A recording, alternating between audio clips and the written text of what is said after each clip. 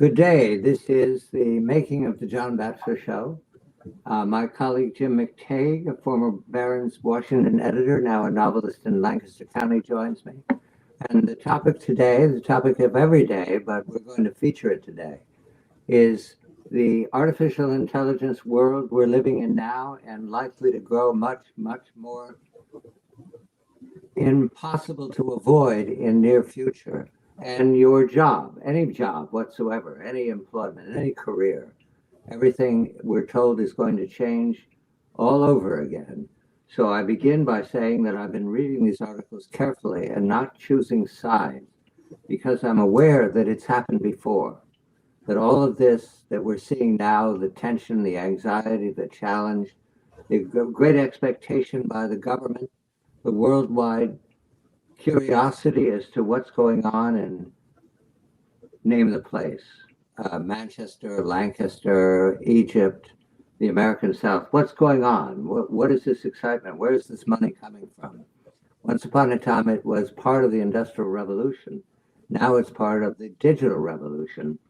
And we begin this morning with a lesson in what happened once upon a time in Great Britain, Mother Britain, when machines took the place of human beings, when the economy was completely remade by invention and genius and capitalism completely. So I will begin immediately with setting up the segment, and we will be recording. Jim, a good morning to you. We're going to go to your Luddites right away. Good morning. Yes, the year is... Just let me set it up, Jim. Here we go. 5. Alan Townsend's joining us soon enough. Thank you. 5, 4, 3, 2.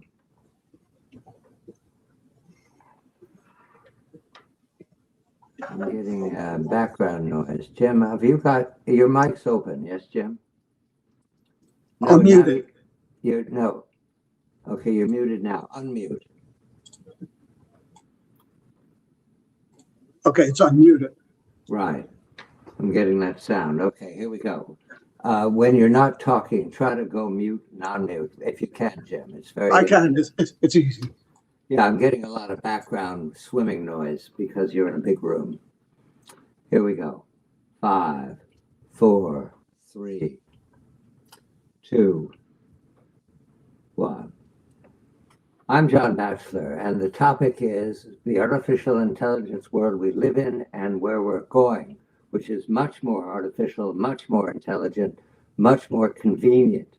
However, there is great anxiety in the world and in the land and in very, very large cities that artificial intelligence will take your career, your job, your future away from you and leave you with very little, not even menial jobs, because artificial intelligence finds those the easiest to possess right away.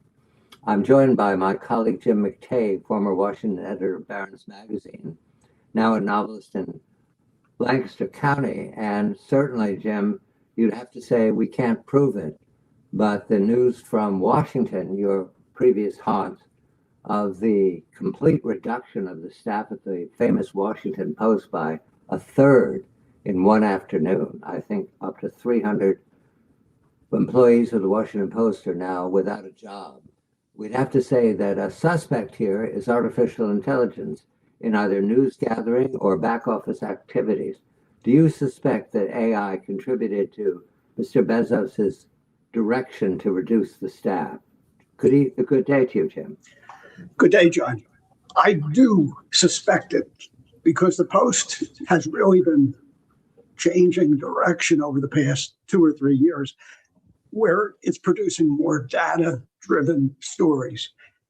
And the journalists who are data analysts have been elevated over the traditional shoe leather journalists. So I think going forward, I predict you'll see small news units, teams, will produce data-driven stories that will be unique, and they might even be able to raise a subscription price because these data-driven stories might appeal to investors or, enable people to make money by reading the Washington Post. That's my prediction.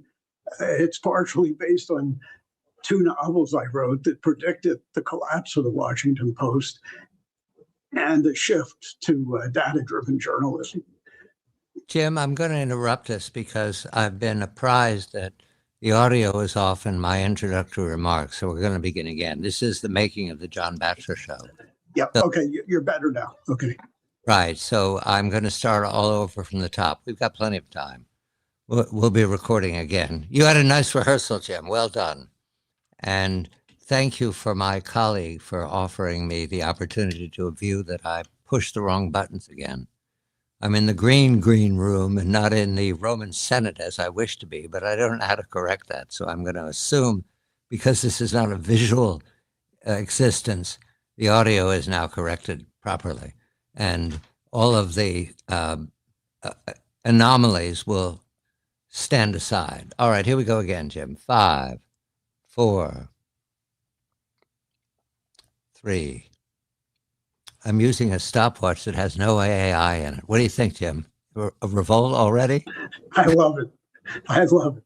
5, 4. At least I don't think you do stopwatch. Maybe you were made by AI. I don't know. 5, 4, 3, 2, 1. I'm John Batchelor. I welcome my colleague and friend Jim McTague, former Washington editor of Barron's Magazine, now a novelist in Lancaster County.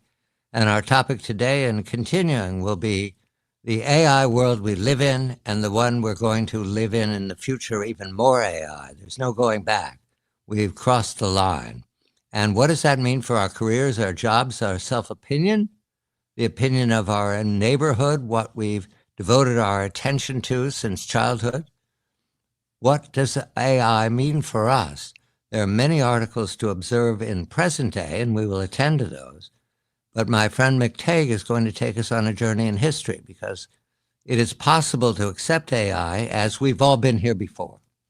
There have been transformations by inventiveness and accident that have remade the world that was assumed to be forever or modern or consistent with our values. That happened once upon a time in the 19th century.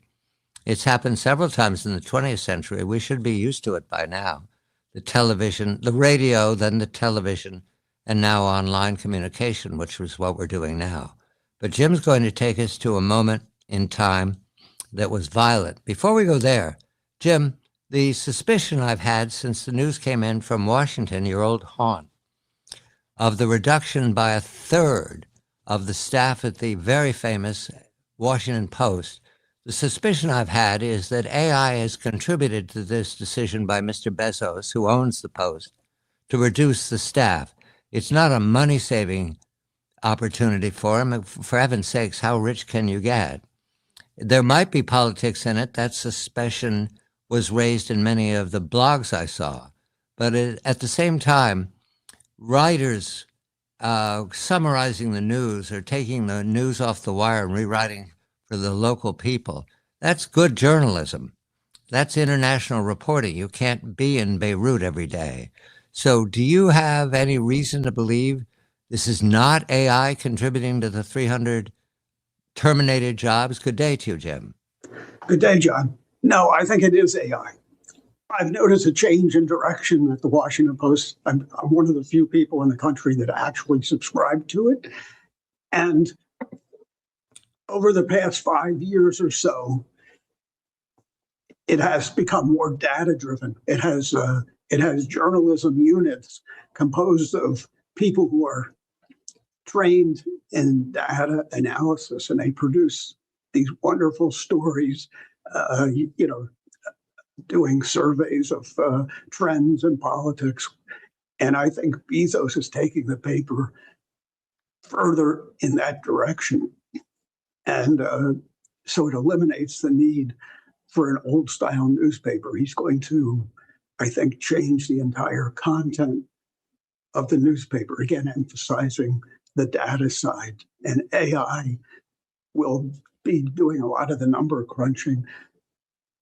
AI will be scouring the global internet for story ideas So again, I think he's trying to reinvent the newspaper. The newspaper has been in decline since the 70s when I entered journalism. People will recall that most major cities at the time had two major newspapers, a morning paper and an evening paper. And the evening papers in most of the cities folded. And, fast forward into the 90s when you had Craigslist taking away the classified ads of the newspapers, eating up their revenue streams. You had people getting their news from other sources. The newspapers didn't know how to respond. The old time management, they were so locked in the old ways that they couldn't reinvent themselves. And so we've had collapses all over the country of the news business. So again, AI is the root cause of what's happening at the Washington Post. We will go from 2026 to the 19th century, because the reason I think that we will handle this is because we've handled it before, and we had fewer resources when that happened. It was early in the 19th century, as I recall, and it was the result of invention and concentration of capital and credit creation, the markets as we live with them now. Once upon a time, that was possible not because of indentured servitude or slave keeping, but it was possible because of what you could do with cotton and wool and how you could manufacture that, not in crofts, individual crofts contributing to the welfare of individual farming families, but in mass units called factories. And Jim, introduce us to the Luddites and the violence that it occasioned. The Luddites were textile weavers, and this was a cottage industry, meaning the weavers produced their product in their home. In the early 1800s, an automated loom was invented, and factories began doing the work that had been done by the cottage industry. So the displaced textile workers formed a secret organization called the Luddites. They had passwords, they had leaderships. They went on a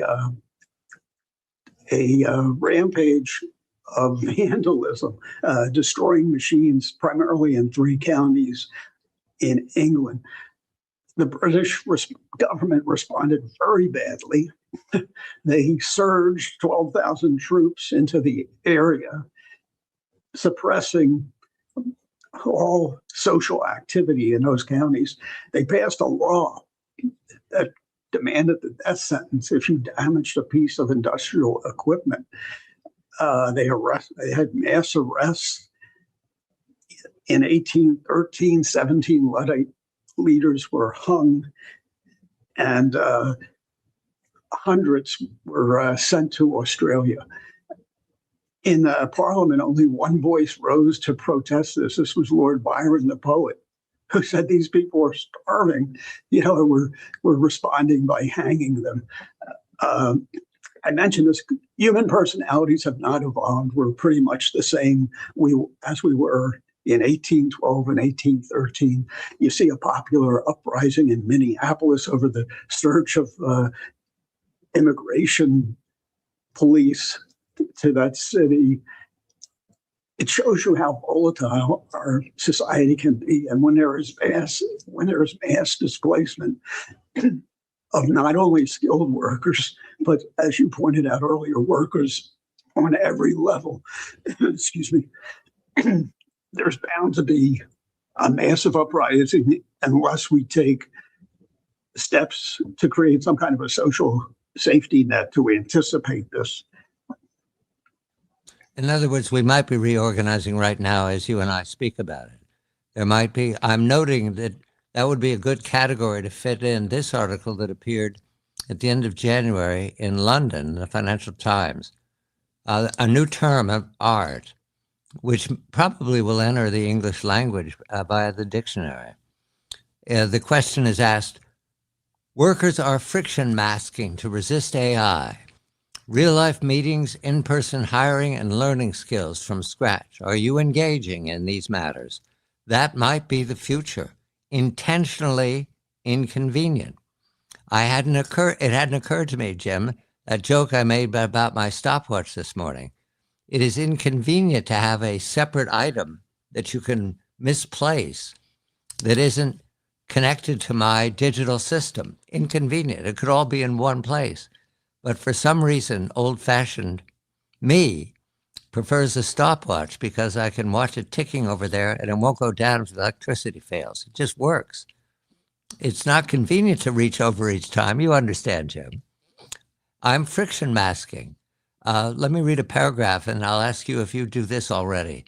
The concept of friction masking was given a profile this month by Catherine Gisere Morton, who, in an essay entitled Friction Masking for the publication, this is British publication, The Cut, argued for, quote, building up tolerance for, quote, inconvenience, rather than treating it as something to be eliminated. Her concern was around parenting. She suggested enforcing periods of boredom for children because, quote, without friction, most kids will have no reason to love reading, let alone thinking for themselves, end quote. Now, I don't have children anymore. It would be a challenge to try to take the video game away from them, given that my one son's skill set is entirely digital. He started on the PlayStation, and now he has a great deal to do with international reading of figures. All of it AI, all of it digital. That's a career path that we didn't know was being created back in the end of the 20th century. Your experience, Jim, of people that you know and people you've seen working, are they friction masking? Have we picked this skill up without even knowing what we were doing? Well, I have a daughter who has 8 children whom she homeschools. Her and her husband severely limit their access to the internet except for academic pursuits. The kids who range in age from 22 now to 6 always have their noses buried in books or they're playing with Legos. And the computer games they do play are like Minecraft or games where you have to use your brain. Her 2 oldest daughters were both national merit finalists. Her son, Ben, who's looking for colleges now, you're going to laugh at this. He wants to be a philosophy major. So, there is an extreme example of friction masking. Now, I've seen other people with children, and the kids are watching videos on YouTube constantly. There are videos that I think are primarily made in Korea that are geared for toddlers, and the toddlers spend hours before the screen. It's too early to tell if it's helping or hindering their development, but I think most families are giving in to allowing their kids to be on video, and they're not friction masking. Friction maxing. And when we come back, we're going to be positive about this. But friction maxing would not approve of what Jim and I are doing, which is not talking in person, not even talking on a telephone. We're talking digitally across great distances around the world. There's no friction whatsoever in this, except for John pushes the wrong button. When we come back, what is to be done about the concerns, the fears, the anxieties, the genuine hesitation created by artificial intelligence in your employment? I'm John Batchelor. I'm John Batchelor with my friend Jim McTague, former Washington editor of Barron's Magazine, now a novelist in Lancaster County. And we've been looking at what can go wrong with artificial intelligence in the workplace. That's summed up in terms of the Luddites, who not only smashed people's lives, but had consequences, including capital punishment, because of their secret society to stop the advance of factories and capitalism. This is the weaving and looming trade of, it started in Glasgow, but it spread throughout Great Britain and then throughout the world. We want to come to the happy end of this story. And the question is asked by another article at the FT that I find very useful. Is AI going to create more jobs than it destroys?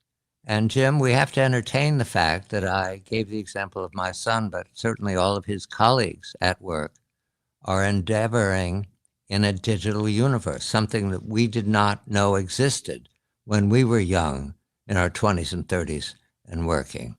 My first experience as a novelist, because that's what I am, before I was 50, I published a number of novels. My experience is I didn't even want an IBM Selectric typewriter. I thought it was too fancy. I had a manual when I first started typing, and it was arduous, extremely. I don't think I have the strength today that I used then to do that. Do you remember those days as well, Jim, when you used a manual typewriter that actually made noise when you pushed a key? I do. I have to admit that I had an IBM Selectronic, and I was a 3-finger typist. So that was, well, make it 6 fingers, 3 on each hand. So that was triply arduous. And I had probably a gallon of whiteout to correct all my typing errors. So, but it was, I thought it was for me, it was a real challenge to type copy. When I worked at the Asbury Park Press, the first daily newspaper I worked for, you had to type your stories, and you glued each page onto the end so that you had maybe 12 sheets of paper glued together to hand to the copy desk. And you had to hand correct all your errors, and then the copy desk hand corrected further before it went to the typesetters. And I remember the introduction of computers. We had a 40-pound computer with like a 4-square-inch screen. And it made my life 100% easier. So, you know, I was a fan in the 70s of the digital revolution. I think going forward, after upheaval, after adjustment, when people see intellectual leaders, I mean, our smart youth creating new businesses, you know, using the new technology in ways that we can't imagine right now. And then we have the imitators. I think it'll revolutionize our economy and probably establish the cottage industry system that preceded the industrial revolution that began in 1812. We have a Q&A at King's College London, published in the Financial Times, that's of interest because of your research in the Luddites. This is a conversation with Book Klein Tselink, an assistant professor in economics at King's College. The question is asked by FT, why do you think it is important not to lose track of this question about AI? Could it create jobs? How could it create jobs? And the professor answers, every time jobs automate or we get mechanization or computerization, jobs disappear. People freak out and think there are not going to be any jobs. And every time so far, that was false. One of the reasons is it's really hard to imagine new things coming up. That's a fundamental imagination problem as to why we may be too pessimistic about technology sometimes.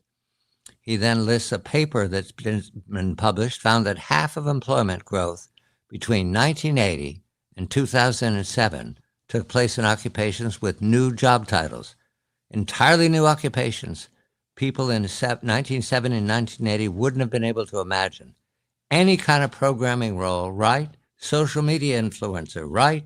I mean, tell somebody in 1970 what that is. Jim, is that a fair criticism of where we are? It's a wonderful criticism. As I said, I'm predicting that we have a period of upheaval, maybe 2 or 3 years. You know, we have marches, maybe we have violence, but then the people with imagination, the young people with foresight and imagination, will begin to create new business. And because we're a capitalist society, you can imitate them. So the imitators will flow in, and we'll have the creative destruction we always see in the economy, where to stay ahead of the game, you're going to have to adapt. You're going to have to mutate, and there will be plenty of jobs. But again, we need, let's call them, what did Disney call them? Imagineering. We need the Imagineering people to show us the way. Jim McTague is a former Barron's editor, Washington editor, now in Lancaster County. In other words, his previous job might not exist, but his present job he invented, which is he made himself a novelist. I started life as a novelist, and I invented the idea of talking to Jim McTague. Jobs, yes, they're everywhere, and they do monetize soon enough. I'm John Batchelor. There we go, Jim. We got through it, and Alan is going to join us now. I didn't bring him on right because I wanted full time. Alan, welcome. Good morning to you. Good morning, John, and good morning, Jim. And like I said, I have my own tales of pre-computer newspaper publishing and typing up copy on Royal manual typewriters, and getting the first offset printing system in my sophomore year in college. So it is a whole new world, definitely.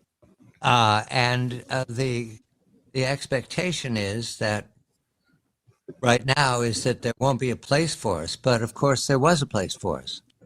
Somehow, against all odds. Well, we didn't. I think the point of the professor's remark was we can't see the future.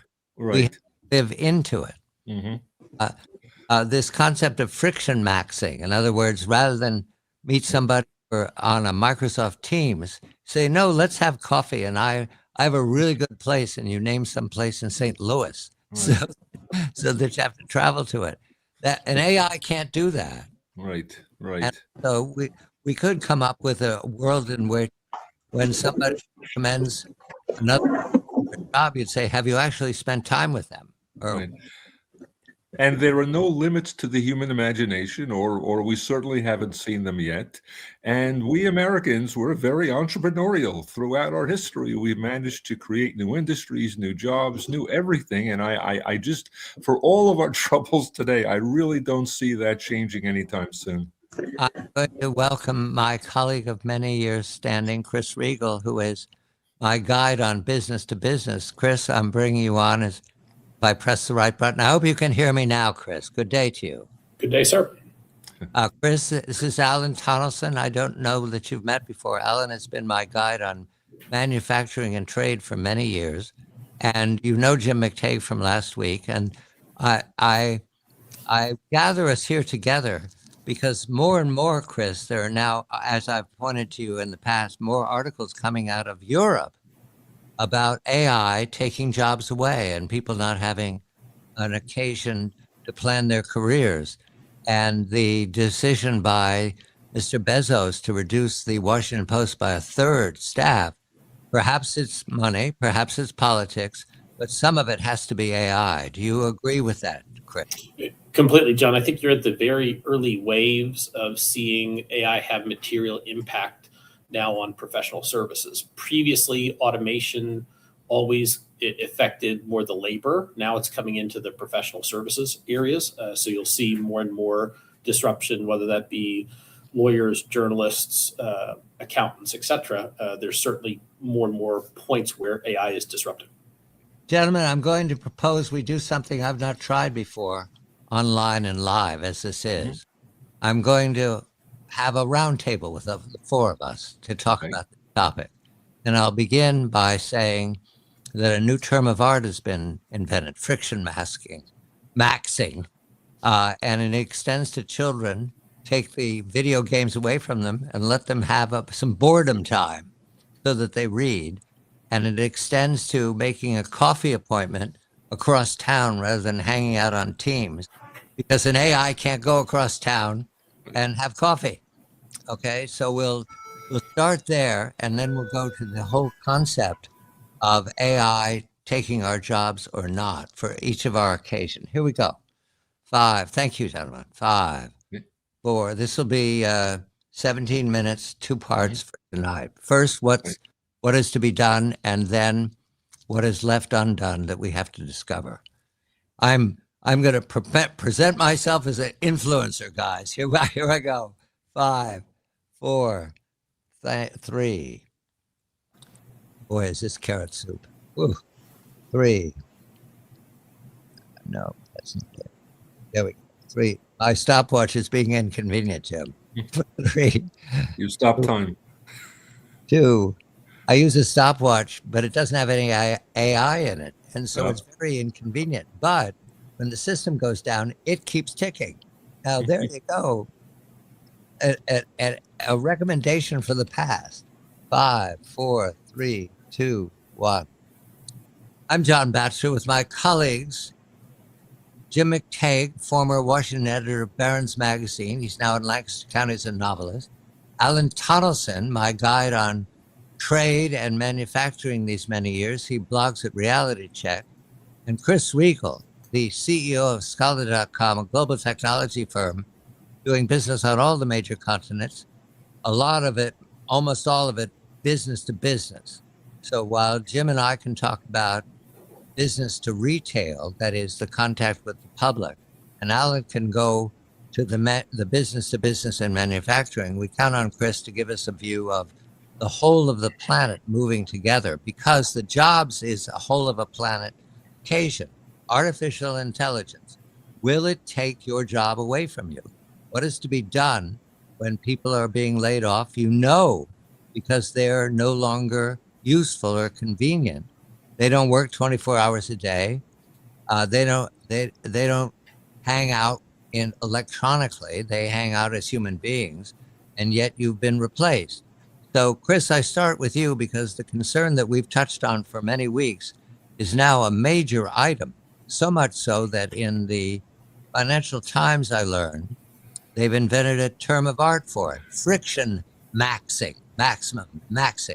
What that means is, rather than meet somebody on Teams, you ask for a coffee meeting across town just because you know AI can't be there. Only you can be there, and you're meeting a human being in person rather than looking at them online. Do you see friction maxing anywhere, Chris, going on now to hold on to jobs, or you'd have to say, rebuke the artificial intelligence wave? Good day to you, Chris. So, John, as a term of art, it's certainly interesting. That being said, unfortunately, we are all in the Teams, Zoom, WebEx world. As we're on Audio Boom and Substack now doing a conference virtually, you see the usefulness of it in terms of being able to bring people together. So I think the challenge is, while there are certainly more benefit in deeper human experiences, the practicality is, based on travel, based on efficiency, based on the capability of the technology, I don't see the technology waning anytime soon. And in the technology growth, this friction maxing, is that the modern Luddites, Chris? Is that what that is? Asking an AI to have coffee knowing it can't? Probably so. Certainly a way to flesh it out. That being said, when you look at platforms such as this, the ability for a platform to take in all context, to be able to summarize, to be able to transcribe, translate, etc. The power of the platforms is really quite impressive. So think if the four of us spoke four completely different languages and the platform was translating in real time, allowing us to be more productive in a human discussion, there are certainly benefits of the platforms as well. Alan, I ask you because you read of the labor challenges always, and this is a new one. I note that it is impossible to rule out AI having taken a number of those 300 jobs that we're told went away at the Washington Post yesterday. Do you hear AI resistance or this friction maxing going on at the manufacturing and trade level? John, I just haven't heard or seen any sign of that at all. I've certainly spoken to manufacturers who have told me that they're trying to integrate AI into their operations. They just haven't seen very many results yet because it is very new. Just like Chris pointed out, we're in very early innings. We might not even be out of the top of the first inning yet. I will say that I have looked at the official job figures for various parts of the economy that are supposedly affected negatively in terms of job creation by the introduction of artificial intelligence. And I'm not seeing it there either. In fact, I just looked them up this morning before coming online. And even for web services, information services, there's been slightly more hiring this year on net than there was last year. And presumably the spread of artificial intelligence through that sector has been speeding up. And in fact, I found the same thing for investment related activities. There is no sign of it in the jobs data, whatever, although there are indications that productivity throughout the economy is up very nicely this year. But even when it comes to that, in terms of the whole economy, it's hardly unprecedented. For example, we had a very good productivity year way back in 2023. And so again, I fully agree with Federal Reserve Chair Powell that it's just not showing up in the numbers yet, however many news stories there have been about this. Jim, I come to you because you and I live in a world of knowledge-based economies. That is a grand way to describe what journalism is or what fiction writing is. And the stats from overseas, not here, this is the Financial Times, OECD stats, meaning Europe and the creative world. The knowledge-based economies and markets and services in knowledge-based economies, they can see it cooling after ChatGPT.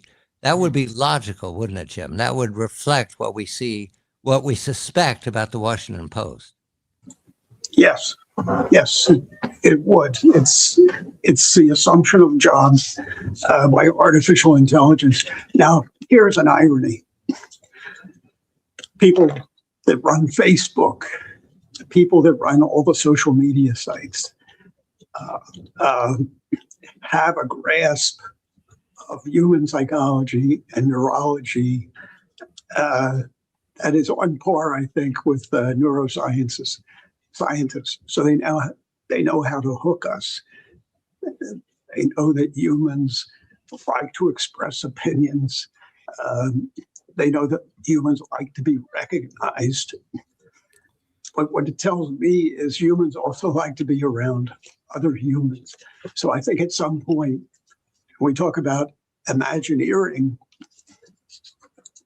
we're going to see the reconstitution, I think, of the office place, because it's a place where direct human contact inspires ideas, trading ideas with people. It inspires competition. You're competing with your coworkers to excel. And maybe I'm a little bit too optimistic, but I do see the recreation of human-dominated organizations that use AI as assistants, not as the primary staff. Chris, I come right to you because I puzzle. Do the workers who remain in QSRs or retail stores, do they evidence anxiety because they're not around other co-workers? That we take a staff of 6 and reduce it to 2, and are they saying we're lonely, we feel pointless, or am I anticipating some kind of fiction? I think in the operational side, those jobs have such incredible turnover, sometimes 300%, 400%, 500% per year in many of those service jobs. They're not around long enough in many cases to form opinions. The labor in that sector is very, very challenged. It's very, very transient. All of that being said, as you see more automation coming into those environments, you're trying to get more done with less people. So the obvious thing that's visible to anyone that works in that sector is more and more automation will drive productivity, but it certainly does threaten jobs as well. Alan, do you hear of people being lonely in their occasion because they've eliminated jobs around them?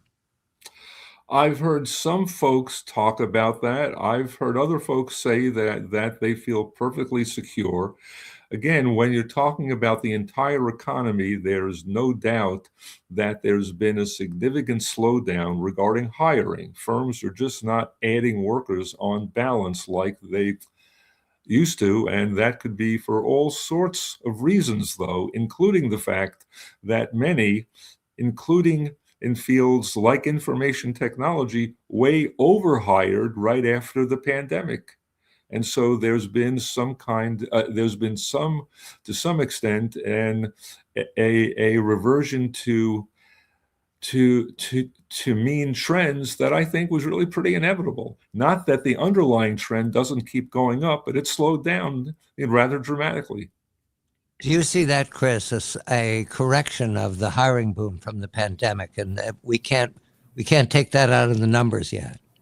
Without question, many of the larger businesses are resetting from overhiring and pandemic. Secondarily, as you are seeing automation of systems coming in, especially at the entry level, whether that be coders or technical people, a lot of those jobs are now AI supplemented, and you're not seeing the same entry level opportunities into many companies.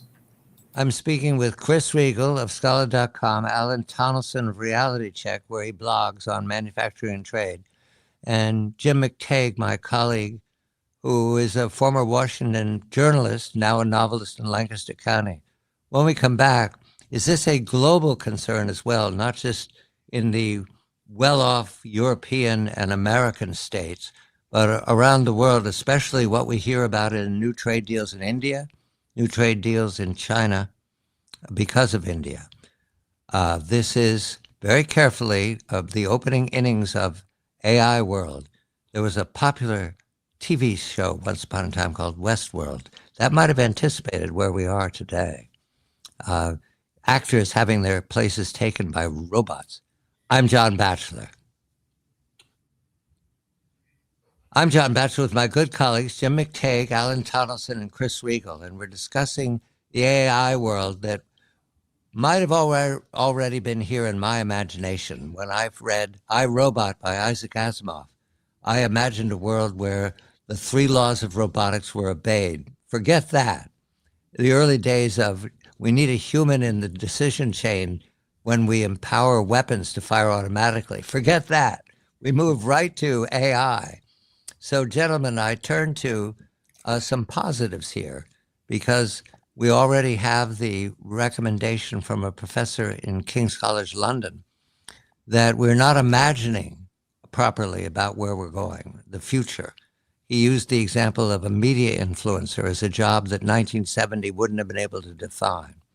I want to come to the concern that we all have for the work that we're doing now in AI and dealing with the thing itself, what appears to talk back to you.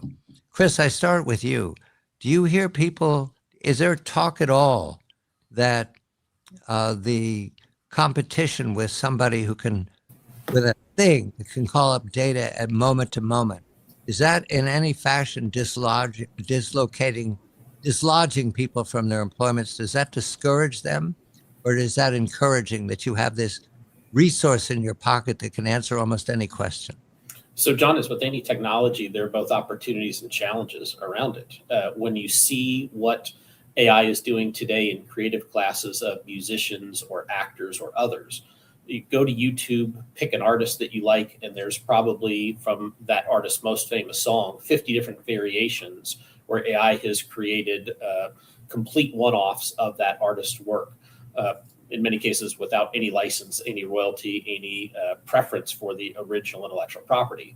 You're seeing AI in actors, in movies, and other use cases. So AI in many cases in the creative class could certainly change the way that content is created or made. When it comes to the agentic assistance of AI, the ability to ask Grok or Gemini or other question to help, that's also changing the way that your brain works, the way that you search, the way that you retain data. So there's pros and cons to it, but it's certainly impacting. And having been in technology for 30 plus years, the speed of the evolution of AI in the current generations is absolutely mind-blowing. It is moving at such a tremendous, tremendous pace. If that intelligence translates into robotics and assistance, it will certainly fundamentally change the economy. And Alan, have you seen that already, that the speed is changing the way we do our work when we have work? Well, certainly I have for many, many years been doing most of my work has concerned doing research online. And there's no question that with the various AI tools that are now available, searching has become much more efficient, and I can find information that's much more specific, much faster. So for my own blog, for example, I can turn out pieces now in a very few hours. In a very few hours during mornings that might have taken me 2 or 3 days before.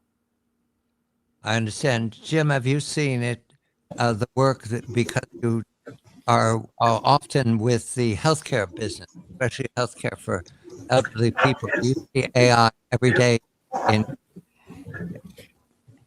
No, you know what I see in the health. This is interesting. Healthcare is very difficult work.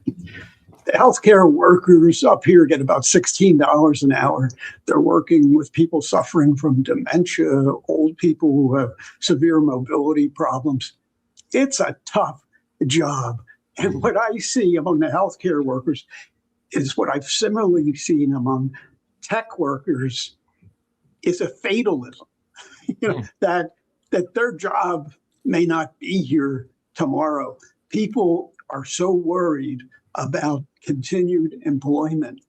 They fret about it constantly. It creates an aura of gloom and doom. And if I can make one quick point, though, healthcare services hiring is still surging this year, even though hiring has slowed dramatically this year from years past. Hiring in healthcare services, which has been very strong for a very long time, continues to be strong this year with no slowdown in sight. well, I agree, because people can't find work elsewhere. Mm-hmm.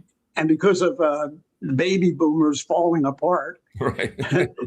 there's huge demand for human helpers.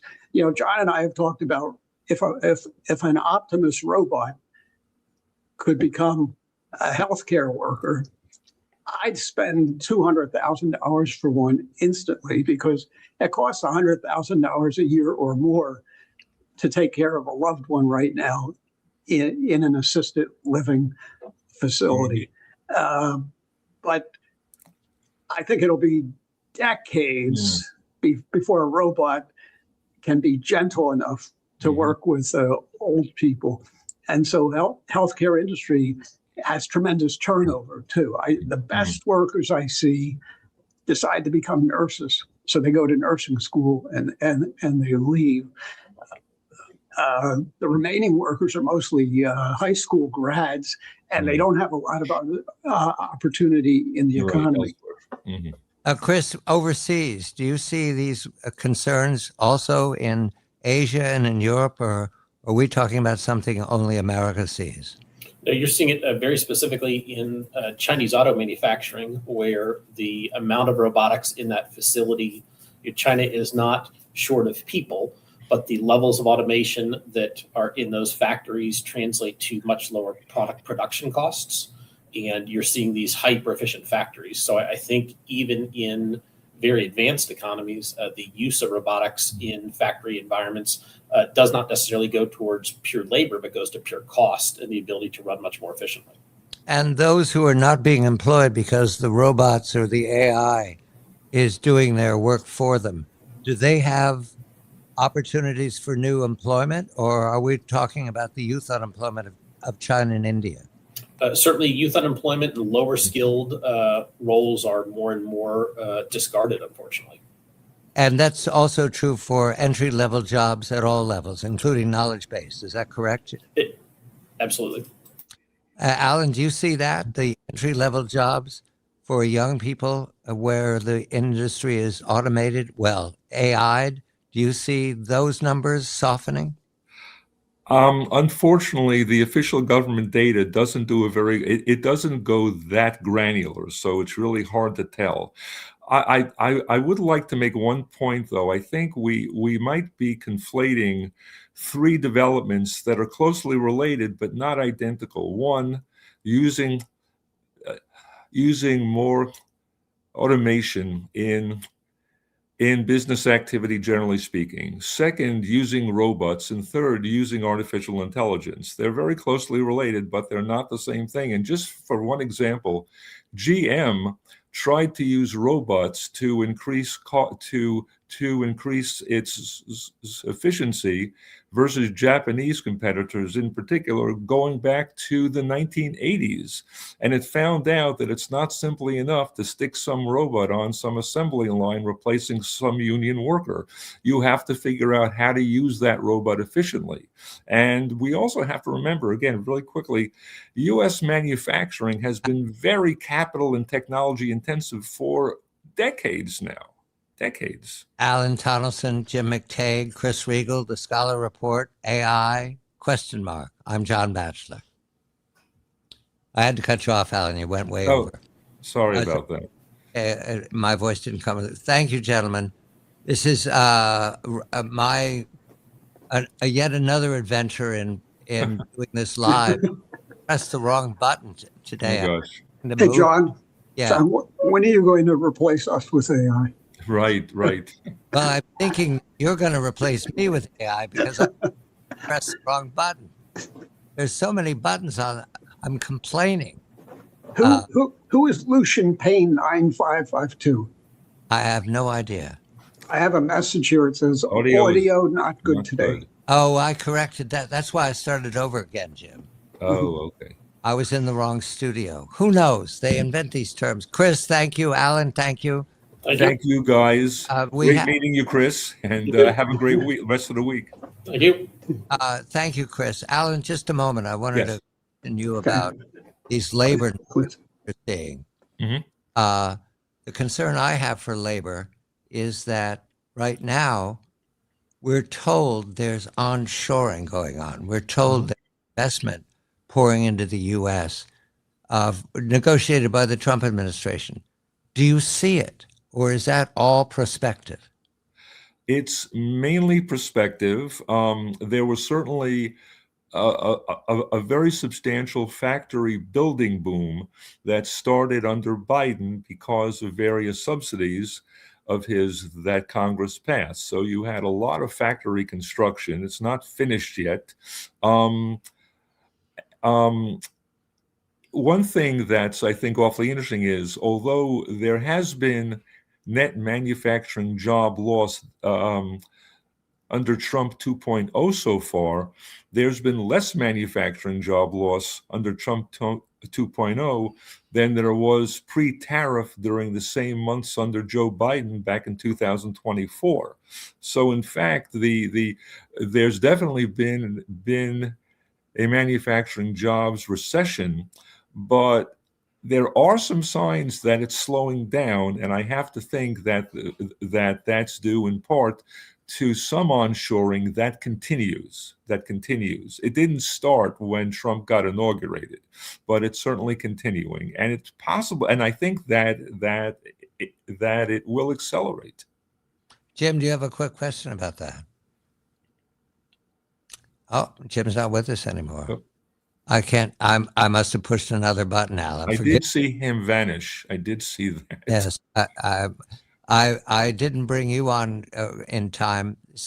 This requires a skill set that is going to take me some time to get used to. Oh, I understand. I'm just hoping, like I'd said, I guess yesterday, that we'll get a link to a podcast coming up, and that I can post it. By the way, when I was at the Daily Princetonian back in my sophomore year in 1972-73 academic year, we went from letterpress printing my freshman year to offset printing, and that transition was very rocky because nobody knew what the heck was going on. I didn't realize we were both Oh, alum yes, absolutely. Tiger, Tiger. of the Yes. Daily Princetonian. I was a business manager for the Princetonian. Now, what year was that? What year was that? I graduated 70, so I was working Oh there. gosh. Wow. I mean, I'm sure you knew a bunch of, well, uh, of course, my main contacts were on the news staff. We're not going to have a tiger meeting, Alan. Oh gosh. Okay. What a shame. What a shame. Okay. Just say that we both had experience Definitely. publishing a newspaper. Business manager. Wow. That's great. That's great. Well, I was responsible for making the ads all appear in the book. So That's important. That was important. well, 'Cause that, we were self-supporting. Yeah. it turned out I always thought that the guys had editorial were the glamorous jobs, but the jobs that matter, business side. Yeah, definitely. Definitely. By the way, have you gotten fundraising letters from them via email lately? I don't know. I have, and they say that they can't sell ads, and they're asking alumni to provide funds, and they say that they've got 400 student staffers. Why can't they sell ads? I don't know. I mean, as you know, Princeton, New Jersey is a very tony, wealthy little town. You mean can't as in not permitted to, or No. They are not able to make enough advertising revenue, and they're falling short. I was stunned. well, times for layoffs, guys. I guess so. Or time to get more productive and use some more AI. Maybe that's it. Oh, I mean, isn't that the challenge of all business models these days? If you're Certainly newspapers. And of course, by the way, I personally think that one big reason for those Washington Post layoffs is Yeah. because by and large, their news staff does a lousy job and nobody's reading them anymore. I have to believe that contributing to those 300 was AI. I have to believe that. Yeah, well, to some extent, yeah. I mean, it's really hard to say, but I'll miss the sports section. It'll find a way to your presence. All right, I we're hope so. coming up 9 a.m. Thanks, Alan. I promise to do it better next time. Okay, well, thank you so much, John. And- You have a great rest of the day. And keep me informed about when those numbers soften on labor anywhere, because I'll see. London's featuring this story.